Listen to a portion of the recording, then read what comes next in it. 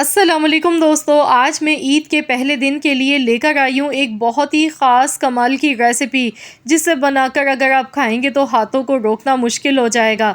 बहुत ही मज़ेदार गोश्त बनाने की रेसिपी है ये। शायद आपने आज से पहले कभी इतनी लजीज गोश्त की रेसिपी ना खाई हो। इसके आगे कबाब, टिक्का, कढ़ाई, बिरयानी, कोरमा, नहारी सब कुछ फेल हो जाएंगे।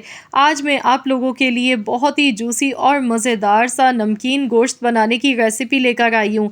आप इसे नमकीन गोश्त कढ़ाई भी कह सकते हैं, क्योंकि इसे मैं बनाऊंगी एक बिल्कुल डिफरेंट स्टाइल, जो कि आज से पहले आपने कभी नहीं देखा होगा। तो चलिए रेसिपी देख लेते हैं किस तरीके से हमने ये रेसिपी बना के तैयार की थी। तो ये रेसिपी बनाने के लिए सबसे पहले 3 पाव यानी कि 750 ग्राम मैंने गोश्त लिया है। मैं यहाँ पर बीफ से बना रही हूँ। आप सेम इस रेसिपी को मटन के साथ भी बना सकते हैं। हड्डी के साथ गोश्त लिया है।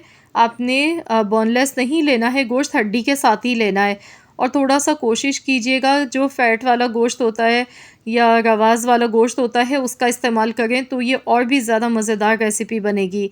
ऑयल का इस्तेमाल आपने कम करना है क्योंकि हमने चिकना गोश्त लिया है। अब इसमें 2 टीस्पून भर के पिसा हुआ लहसुन अदरक का पेस्ट ऐड किया, साथ में 2 हरी मिर्चें हमने काट के शामिल कर दी हैं। इसके साथ ही गोश्त भी इसमें शामिल कर देंगे। तो यहाँ पर अब हम इसे अच्छी तरह से फ्राई करेंगे। गैस का फ्लेम हाई रखेंगे। हाई फ्लेम पर हमने अच्छी तरह से गोश्त को फ्राई करते जाना है। इससे गोश्त की एक जो अपने कच्चेपन की स्मेल होती है वो दूर हो जाती है।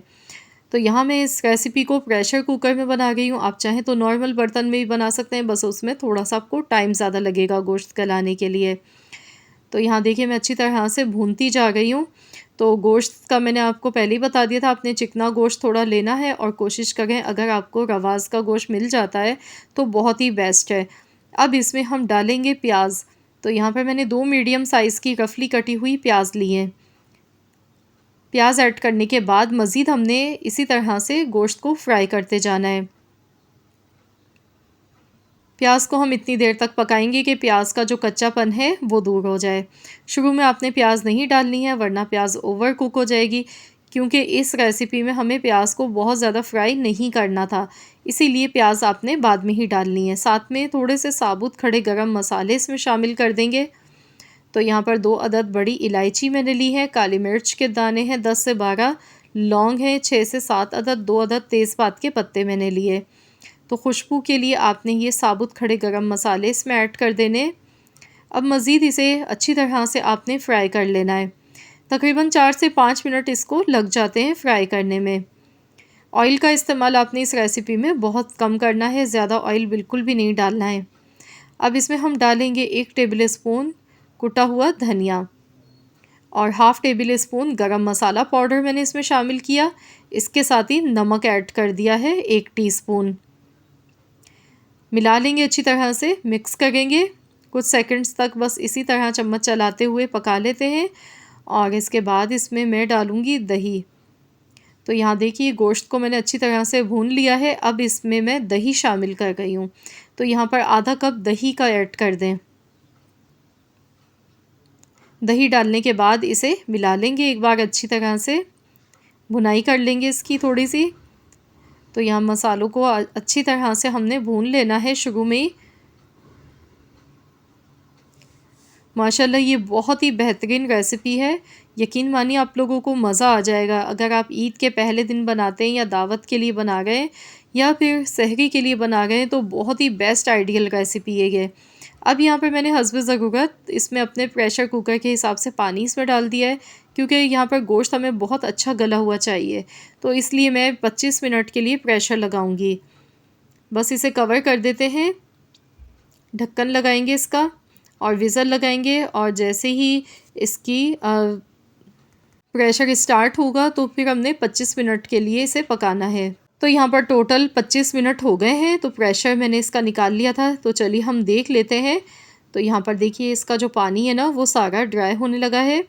और आप देख सकते हैं मसाले को हमने अच्छी तरह से अब भून लेना है। गोश्त देखिए देखते से ही अंदाज़ा हो रहा है कि एकदम सॉफ्ट हो चुका है। बोटियाँ बहुत अच्छी तरह से इसकी गल चुकी हैं। अब जो इसमें साबुत खड़े गरम मसाले हैं ये हम इसमें से हटा देंगे, क्योंकि इनकी खुशबू आ चुकी है। अब हमने ये हटा देने हैं इसमें से, क्योंकि दिखने में फिर अच्छे नहीं लगते हैं। अब हम इसमें डालेंगे 1 टीस्पून भर के फ्रेश काली मिर्च का पाउडर। आपने पहले से पिसा हुआ काली मिर्च का पाउडर इसमें यूज़ नहीं करना है। अगर आप चाहते हैं बहुत बेहतरीन सी खुशबू आए तो आपने लास्ट में 1 टेबल स्पून काली मिर्च लेनी है और पीस के इसका पाउडर बना के इस तरह से इसमें ऐड कर देना है। बहुत ज़्यादा बारीक पाउडर नहीं बनाना है, बस आपने थोड़ा-सा दरदरा सा पीस लेना है। तो यहाँ पर देखिए माशाल्लाह इसकी भुनाई बहुत बेहतरीन सी हो गई है। तो इसमें थोड़ा-सा इस तरह से जूस रहना चाहिए, जूसीपन। बिल्कुल आपने एकदम ड्राई नहीं करना है इसे। यहाँ पर आप चाहें तो इसमें 1/4 कप इसमें पानी भी शामिल कर सकते हैं, क्योंकि जो इसकी यखनी है ये भी बड़ी ही मज़े की लगती है। लेकिन हमने इसमें प्याज और दही डाला तो इसमें मसाला थोड़ा बन गया है, तो इसलिए मैंने इसे थोड़ा-सा भुना हुआ बनाया है। तो यहाँ देखिए बहुत ही लज़ीज़ उम्दा हमारा ये नमकीन गोश्त बनके तैयार हो चुका है, जो कि टेस्ट में बिल्कुल ऐसा बना है जैसे आप काली मिर्च कढ़ाई खाते हैं। सेम वही फ्लेवर आपको मिलेगा, दोनों चीज़ों का मिलेगा, नमकीन गोश्त का भी और कढ़ाई का भी। तो ज़रूर आप लोग ये मेरी अमेज़िंग रेसिपी ट्राई करें और मुझे अपना फ़ीडबैक ज़रूर दें। जब आप इसे सर्व करें तो ऊपर से आपने इस पर ताज़ा काली मिर्च का पाउडर दोबारा से ऐड करना है। इससे ये होगा कि दिखने में एक तो बहुत खूबसूरत लगेगी और दूसरा जायका इसका और ज़्यादा बढ़ जाता है। आप चाहें तो इसमें थोड़ी-सी बारीक कटी हुई हरी मिर्चें, अदरक भी ऊपर से डाल सकते हैं सर्व करते टाइम। तो मैं आपको तोड़ के दिखाना चाहूँगी, ये देखिए गोश्त कितना हलवा होगा, ये देखिए एकदम सॉफ्ट। माशाल्लाह बहुत बेहतरीन बनी है ये रेसिपी। तो मेरे कहने पर ज़रूर आप लोग भी ट्राई करें, अपना फ़ीडबैक मेरे साथ शेयर करें।